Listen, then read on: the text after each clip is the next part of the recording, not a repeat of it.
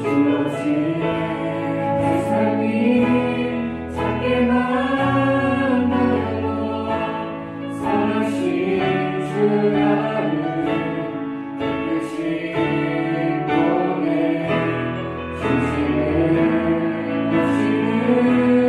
주님만 따르네 날 택하신 주 나를 지혜 모든 상황에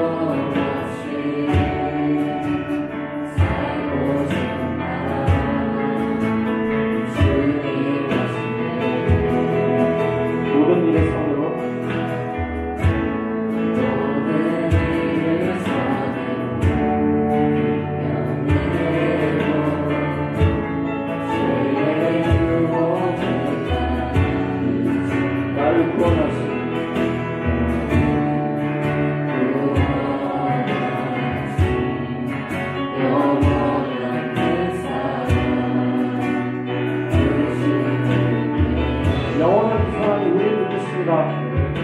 주어진 내 삶이 주어진 내 삶이 작게만 보여도 선하신 주 나를 깨끗이 보내 보시는 주님만 따르네 날 택하신 주 나를 지혜 모든 상황에 무너질지라도 예수님 너비 나를 이끄네 보이지 않아도 주님만 따르네 내 평생 주님을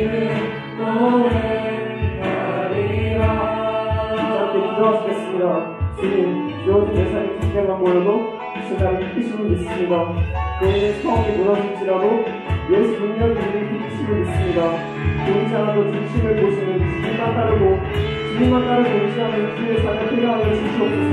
우리 한 시간씩 기도하겠습니다.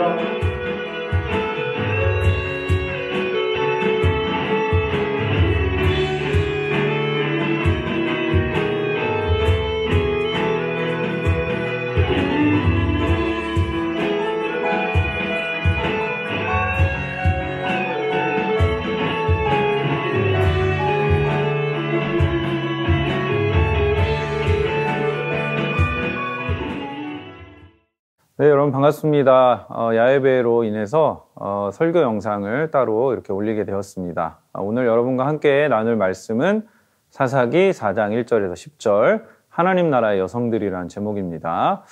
에훗이 죽은 뒤에 이스라엘 백성은 또다시 여호와께서 보시기에 나쁜 일을 저질렀습니다. 그래서 여호와께서는 가나안 왕 야빈에게 그들을 넘겨주셨습니다.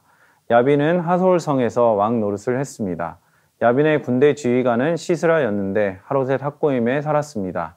시스라는 새로 만든 전차 900대를 가지고 있었으며 20년 동안 이스라엘 백성을 심하게 괴롭혔습니다. 그래서 이스라엘 백성은 여호와께 도와달라고 부르짖었습니다. 그때 라피돗의 아내인 여예언자 드보라가 이스라엘의 사사가 되었습니다. 드보라가 에브라임 산지 라마와 베델성 사이에 있는 종려나무 밑에 앉아 있을 때 이스라엘 사람들이 그녀에게 자주 가서 재판을 받았습니다. 드보라는 바락에게 심부름하는 사람을 보내어 그를 불러오게 했습니다. 바락은 아비노암의 아들인데 납달리 지파 지역에 있는 게데스 성에 살았습니다. 드보라가 바락에게 말했습니다. 이스라엘의 하나님 여호와께서 당신에게 명령하십니다. 가서 납달리와 스불론 지파 사람 10,000명을 모아 다볼산으로 가거라. 내가 야빈의 군대 지휘관인 시스라를 너에게 오게 할 텐데 너는 기송강에서 시스라와 그의 전차와 그의 군대를 맞이할 것이다. 나는 내가 그곳에서 시스라를 물리치도록 도와줄 것이다. 그러자 바락이 드보라에게 말했습니다. 당신이 나와 함께 가면 나도 가겠습니다. 그러나 당신이 나와 함께 가지 않는다면 나도 가지 않겠습니다. 드보라가 대답했습니다. 물론 나도 당신과 함께 가겠습니다. 그러나 이 싸움에서 이기더라도 당신에게 돌아갈 영광은 없습니다. 여호와께서는 한 여자에게 시스라를 물리치도록 하실 것입니다. 그 후에 드보라는 바락과 함께 게데스로 갔습니다.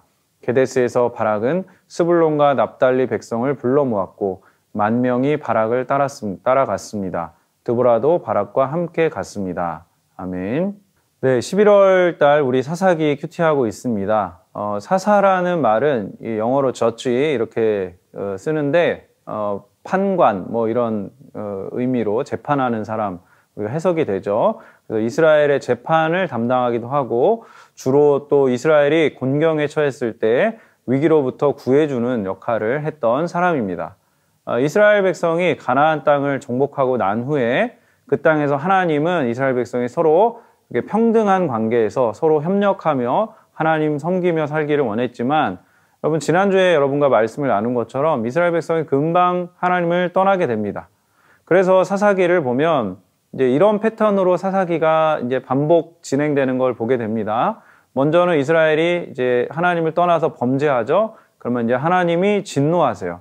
그래서 그 결과로 가나안 민족들한테 주변에 있는 민족들한테 압제를 당합니다. 압제를 받으면 고통스럽죠. 그러니까 이스라엘이 그제서야 하나님을 부르짖고 하나님께 탄원을 합니다. 그러면 하나님이 이스라엘을 불쌍히 여기셔서 이스라엘 백성을 생각하셔서 구원자인 사사, 그러니까 사사가 구원자 역할을 하는 겁니다. 사사를 세우십니다. 그러면 사사를 통해서 구원을 받고 평화가 또 찾아옵니다. 그러나 얼마 후에 다시 이스라엘이 또 범죄하는, 그러니까 이게 한 사이클이에요. 이런 사이클 안에서 사사기가 진행이 되고 오늘 이야기도 여러분 보면은 그런 사이클 안에서 진행되는구나 하고 이렇게 보면 이해하기가 어렵지 않은 내용입니다. 자, 본문을 보겠습니다. 1절을 보세요.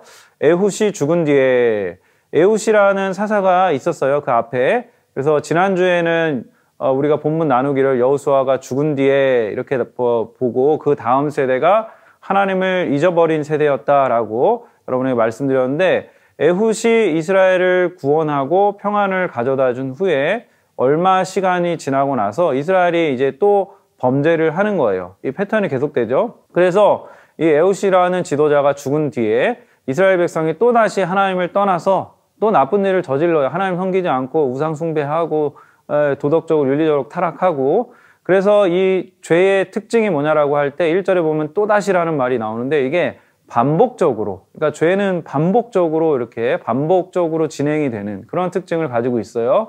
그래서 2절에 보면 하나님이 가나안 왕 야빈에게 이번에는 그들을 넘겨주셨다 이렇게 나옵니다. 그리고 이제 그들의 군대 지휘관이 시스라라는 이름을 가진 사람이었는데 이 시스라는 새로 만든 전차가 900대, 자그마치 900대. 그래서 다시 말해서 이 가나안에 있던 문명권의 사람들은 철기 문명을 가지고 있었다는 말이고요. 이 이스라엘 백성은 반면에 청동기 문명에 아직 머물러 있었어요. 그래서 이제 군사적인 전력상으로 보면 오늘날로 치면 가나안은 탱크가 수백 대 있는 상황이고 이스라엘은 그냥 소총만 들고 보병만 있는 상황인 거예요. 당연히 이게 상대가 되지 않는 싸움이죠. 그래서 이스라엘 백성이 20년 동안 가나안에게 심한 괴롭힘을 당합니다. 아주 그 힘들고 어려운 삶을 삽니다.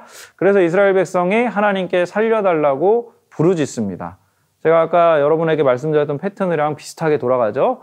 그럼 그 다음 단계는 뭘까요? 이제 사사를 하나님이 세워서 구원하시는 단계로 가겠죠. 근데 이때 이 하나님이 사사를 세우시는데 누구를 세우냐면 4절에서 5절을 보면 남성이 아닌 여성 사사를 세웁니다. 그러니까 드보라라는 여성이 사사가 됩니다. 리더가 됩니다. 그래서 4절을 원문으로 보면 또 여성이 굉장히 강조되고 있어요. 여성 예언자, 랍비돗의 아내, 그녀가 이스라엘의 여사사가 되었다. 뭐 이렇게 번역이 될 수 있습니다. 여담으로 이 랍비돗이 횃불이란 뜻인데 이 횃불의 아내, 뭐 이런 거 보니까 프랑스 대혁명 뭐 이런 장면이 떠오르기도 하고요.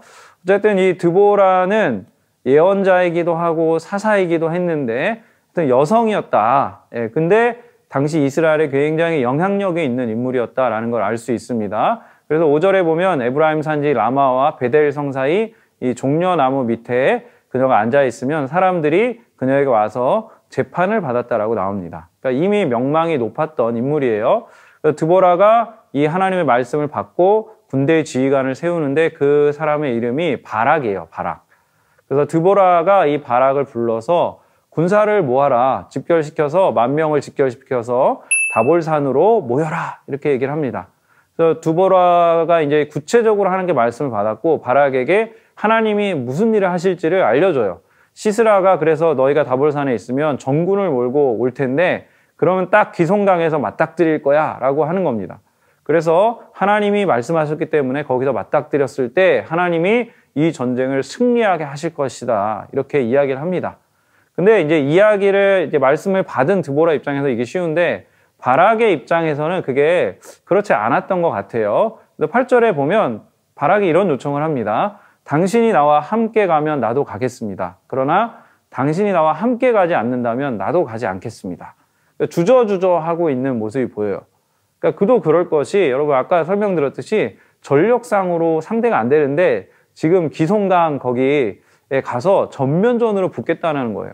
그러니까 게릴라전을 해도 이길까 말까인데 승산이 거의 전혀 없는 게임을 지금 전투를 나가라는 것이죠.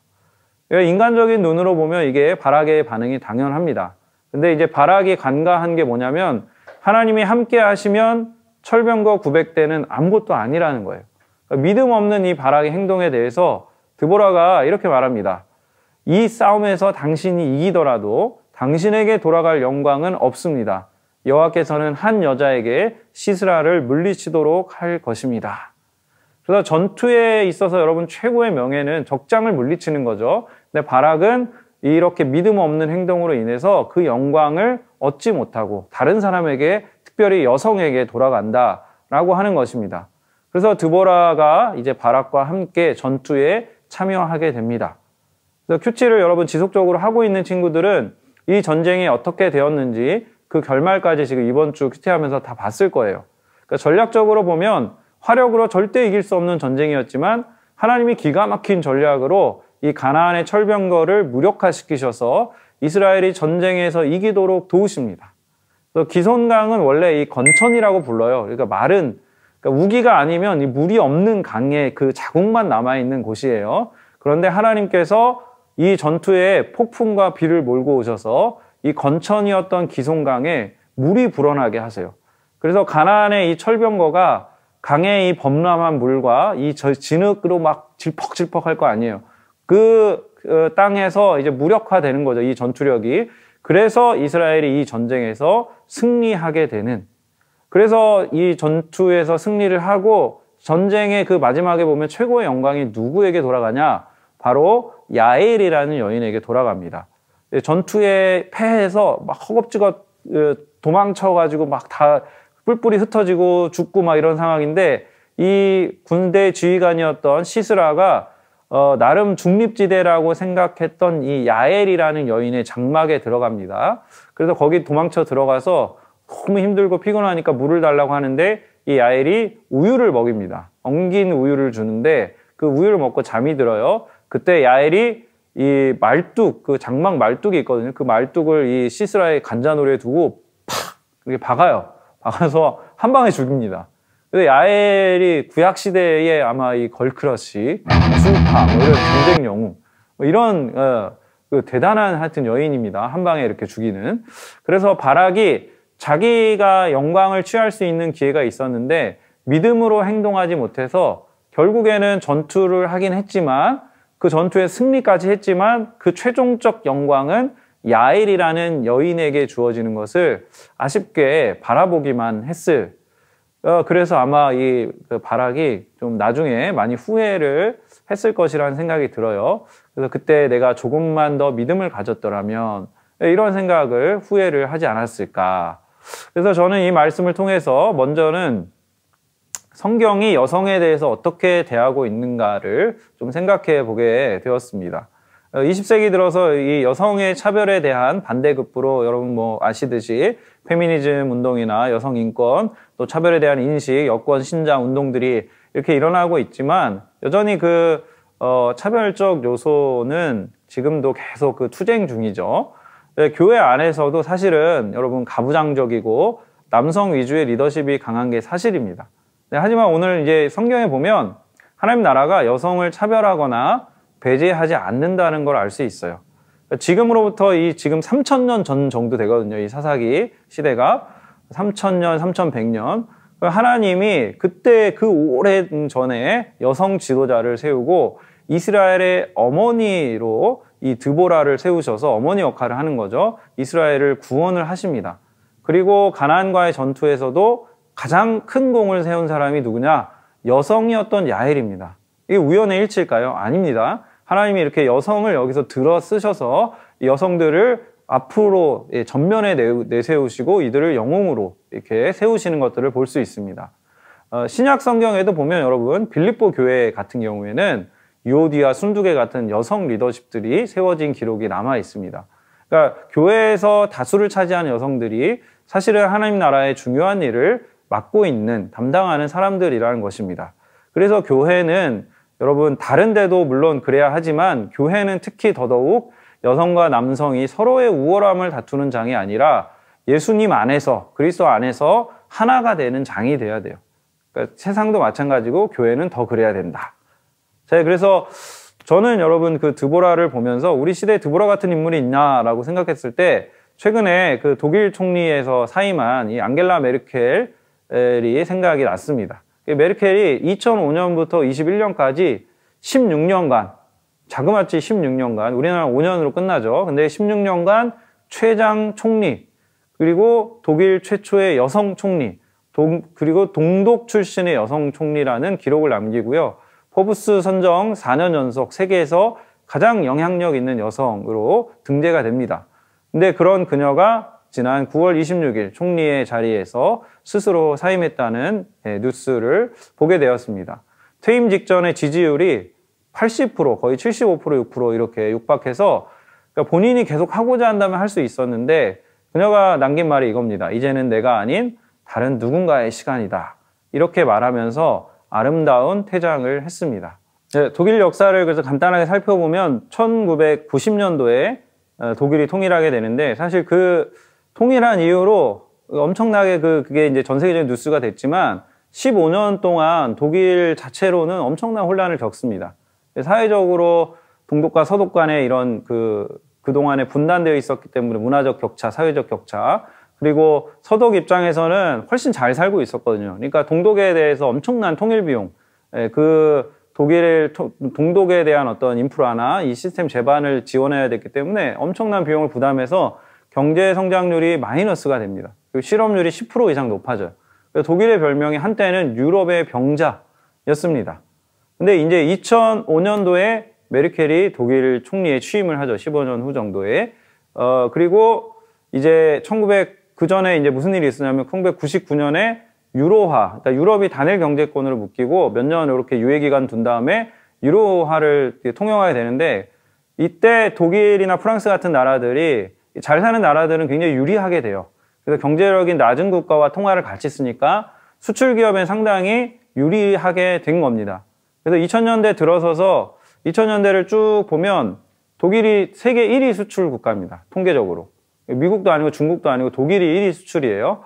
그래서 독일이 2008년도, 2000년대 말에 금융위기 리먼 브러더스 사태 있었죠. 그때도 문제가 없었고, 근데 한 번 또 닥치는 위기가 2009년도에 그 다음에 그리스가 그 여파로 국가 부채 위기를 맞게 되죠. 그때 막 굉장히 그 IMF가 이렇게 구조조정하려고 그럴 때 시위하고 저항하고 우린 돈 안 갚겠다. 그리고 막 10만 명 넘게 시위 나서고 뭐 이렇게 난리가 납니다. 근데 메르켈이 전 유럽의 이제 지도자로서 그리스에 대해서 강경하게 압박을 합니다. 개혁해야 한다. 개혁해야 한다. 이번이 마지막 기회다. 그렇게 계속 압박을 해가지고 그리스가 혹독한 구제 금융에 들어갑니다. 그래서 2018년도 몇 년 전밖에 안 됐어요. 그때 겨우 한 8년 해가지고 IMF를 겨우 졸업을 합니다. 그러니까 아직도 빚이 많은 상태라고 합니다. 그리스는. 근데 메르켈이 이런 식으로 이제 굉장히 강단 있는 모습을 보이는데 원래 메르켈은 정치인이 아니라 과학자였어요. 그러니까 물리학자로서 양자화학으로 박사학위를 취득한 인물이고 국제관계를 정치적으로 푼다기보다는 이성적으로 푸는 면이 강하다고 합니다. 그래서 트럼프가 나중에 이제 이 럼프형이 등장해서 유럽을 틀어막았을 때도 트럼프에 대항해서 강력한 리더십을 발휘한 것이 바로 메르켈이었습니다. 그래서 다른 강대국들과의 그 외교 가운데서도 양면 전술을 사용해서 뭐 인권 문제나 이런 거는 싸우는 거예요. 근데 경제적으로 협력할 문제는 뒤에서 또 이렇게 회의하고 협력하고 그래서 굉장히 실리적인 정책을 펼쳤다고 합니다. 그래서 우리 중국도 메르켈에 대해서는 굉장히 긍정적으로 평가할 정도로 아주 뛰어난 외교적 수완을 발휘했던 인물입니다.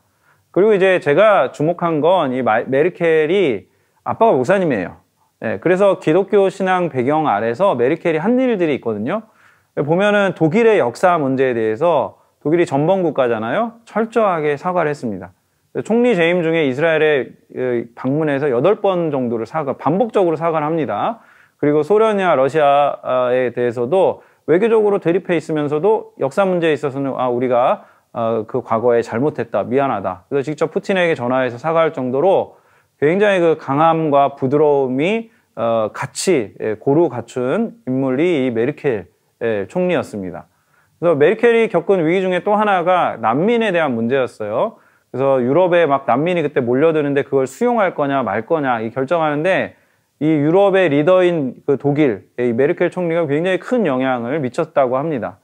당시에 많은 반대가 있었지만 메르켈이 이렇게 연설을 했다 그래요. 전쟁으로 어쩔 수 없이 고향을 떠나야 했던 사람들을 우리가 국경에서 거부한다면 독일은 더 이상 나의 조국이 아니다. 자, 그래서 멋있죠? 이 선택으로 지지율은 최저점을 찍지만 유럽에서 가장 인도주의적인 그런 지도자다라는 평가를 얻게 됩니다. 그렇게 해서 이 메르켈이 얻은 별명이 무티, 엄마예요. 독일의 엄마. 그래서 강하고 유연한 강단 있는 이 행보로 독일은 최고의 황금기를 구사하게 되고 메르켈의 통치 시기를 제2의 라인강의 기적을 이뤄냈다라는 평가를 받습니다.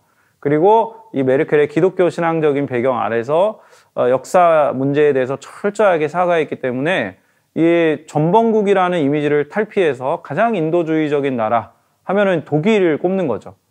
오늘 우리 그 가까운 전쟁 범죄에 대해서 전혀 사과하지 않고 있는 일본과 비교했을 때는 상당히 상반되는 모습입니다. 자, 말씀을 정리할게요. 자, 드보라가 이스라엘의 어머니였듯이 우리 시대에는 이 메르켈이 독일에서 어머니 같은 역할을 제가 했던 것 같다라고 길게 좀 설명을 했고요.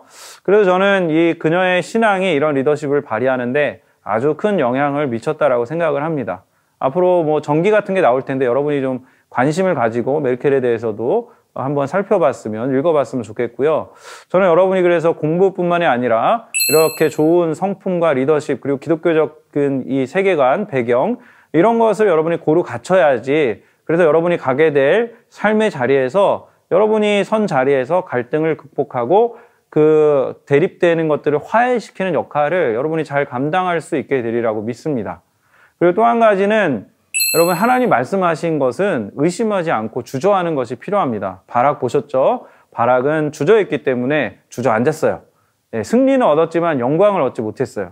그러니까 여러분 앞에 있는 문제들을 우리가 놓고 기도할 때 하나님 여러분에게 믿음으로 그것을 극복하게 하시고 승리하게 하실 것입니다. 그런데 여러분이 그때 앞뒤 좌우를 보시고 하늘을 바라보셨으면 좋겠어요. 하나님께서 나와 함께 계시고 하나님께서 나와 연결된 사람들을 통해 일하고 계시구나.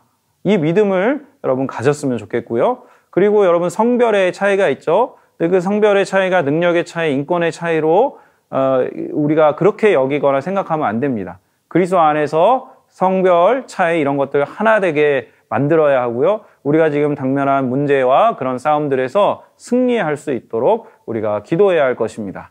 그래서 여러분이 남은 학기 여러분이 관계하고 공부하는 모든 것들 가운데 특별히 여러분에게 용기가 필요하고 그 용기를 가지고 주님 앞에 달려나가길 바라고 하나님 나라에서는 남성, 여성 차별 없고 여성도 하나님이 귀하게 여기신다.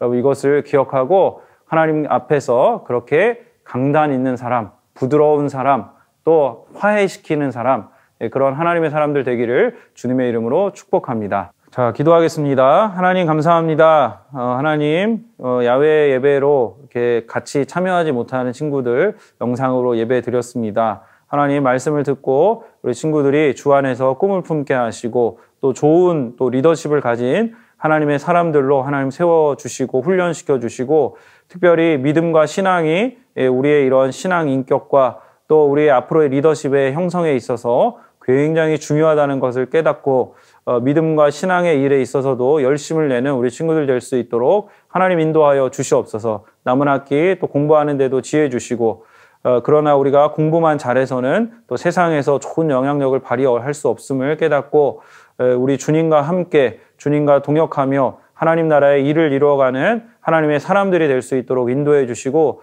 특별히 아직도 여전히 성의 차이, 성별의 차이로 인한 그런 어려움들이 현실적으로 존재하는 상황이지만 우리 예수 그리스도를 믿는 우리 친구들이 그 삶의 자리에서 나중에 나아갔을 때 하나님 좋은 역할을 하는 우리 친구들 될 수 있도록 인도하여 주시고 지금부터 잘 훈련될 수 있도록 인도하여 주시옵소서. 또한 우리 친구들이 믿음을 가지고 용기를 가지고 자신의 일에 담대히 뛰어드는 사람들 되게 하여 주시고 주저하지 않고 하나님 맡겨진 과제를 주님에 대한 믿음을 가지고 최선을 다해서 전력을 다해서 이 문제들을 돌파하고 또 승리해낼 수 있도록 하나님 역사하여 주시고 은혜 내려 주시옵소서. 그렇게 주께서 은혜 주시길 원합니다. 감사합니다. 예수님의 이름으로 기도드립니다.